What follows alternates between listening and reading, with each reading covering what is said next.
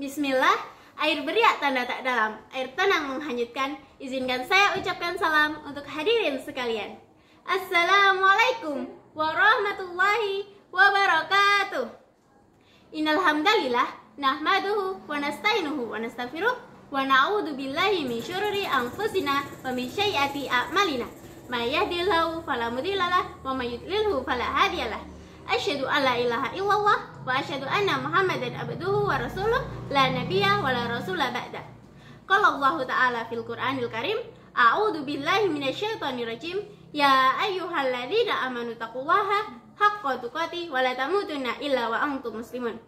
Alhamdulillahilladzi sakinata fi qulubil mu'minina liyazdadu imana ma'a imanihim.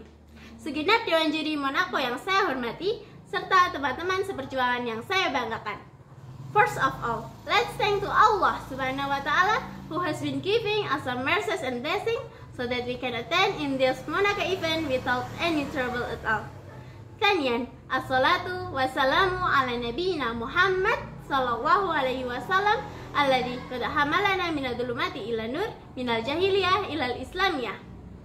Happy audience, di sini saya Alia Nurul Takiyah dari MTS Al Mukmin Muhammadiyah Tembara Temanggung akan berbagi sedikit ilmu dengan teman-teman sekalian yang insya Allah akan membawa manfaat bagi kita semua. Teman-teman yang dirahmati Allah, tentu semua sudah tak asing dengan yang namanya media sosial.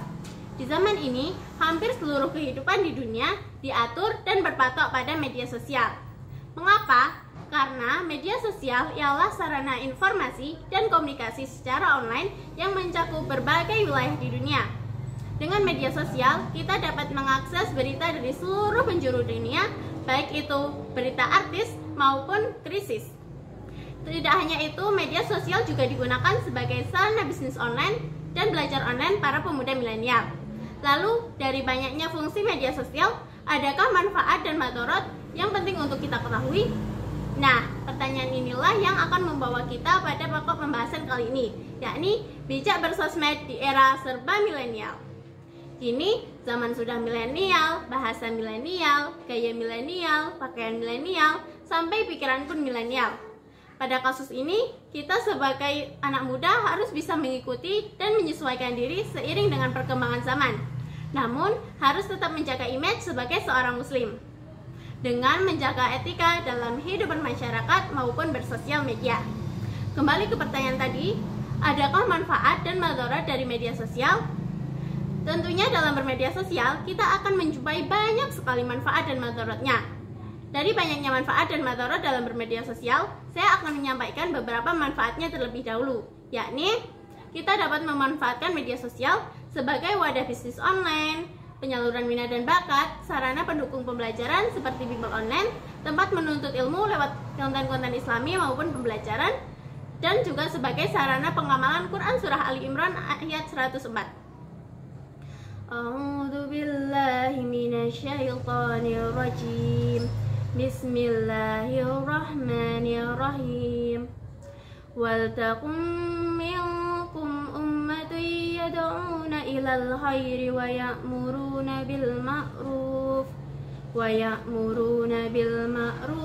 yanhauna 'anil munkar wa ulaika humul muflihun.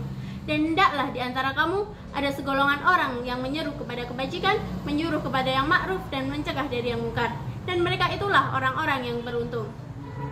Kita dapat memanfaatkan media sosial sebagai media dakwah seperti yang dapat kita teladani dari Ustadz-Ustadzah tanah air seperti Ustadz Ardi Hidayat, Ustadz Hokis Dewi, dan masih banyak lagi.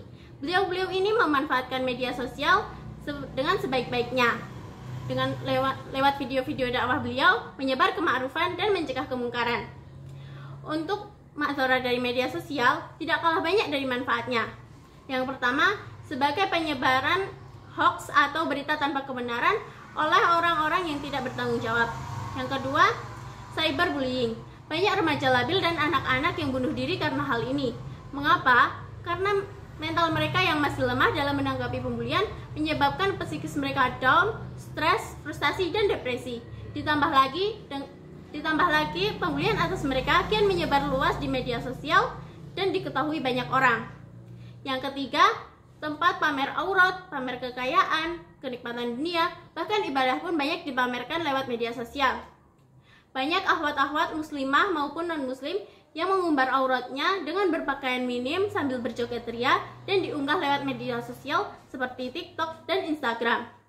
Yang keempat, banyak video-video dan iklan-iklan tidak senonoh yang kerap kali muncul di layar media sosial, baik itu disengaja maupun tidak disengaja. Hal-hal ini merupakan siasat orang-orang kafir dalam melemahkan Islam dan bangsa ini. Banyaknya madarat tersebut lama-kelamaan akan menyebabkan terkikisnya moral para pemuda milenial yang seharusnya menjadi kader-kader generasi penerus yang sukses. Dalam hal ini, kita membutuhkan cara untuk menghindari madaratnya. Bagaimana? Hendaknya kita memiliki kesadaran untuk membentengi diri dari madarat bermedia sosial dan harus bisa bijak menggunakannya. I think enough for me. Syukran ala ihtimamikunna. So, don't forget buat selalu menjaga etika dimanapun dan kapanpun. Pak Tani pergi ke sawah, pulang-pulang membawa ikan. Bila ada kata yang salah, mohon kiranya untuk dimaafkan. Awali dengan basmalah, akhiri dengan hamdalah. Semoga ilmunya berkah menjadi lentera di alam barzakh. Wabillahi taufiq wal hidayah.